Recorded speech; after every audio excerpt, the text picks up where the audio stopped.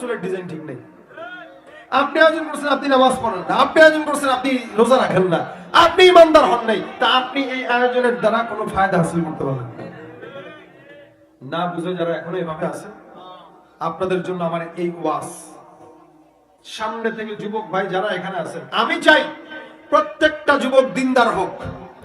যদি প্রত্যেকটা যুবক দিনদার হয়, ইনশাআল্লাহ সমাজ শান্তির সমাজ হয়ে যাবে। কথা বলেন ঠিক কিনা?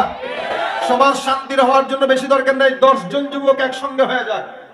10 জন যুবক যদি একসঙ্গে হয়, পাগড়ি মাথায় দিয়া, সুন্নতি টুপি মাথায় দিয়া যদি এলাকার ভিতরে নেমে যায়, এই এলাকায় কোনো গান বাজনা চলবে না, এই এলাকায় কোনো গুনাহের কাজ চলবে না, এই এলাকায় কোনো চাঁদাবাজি চলবে না, সন্ত্রাসী চলবে না।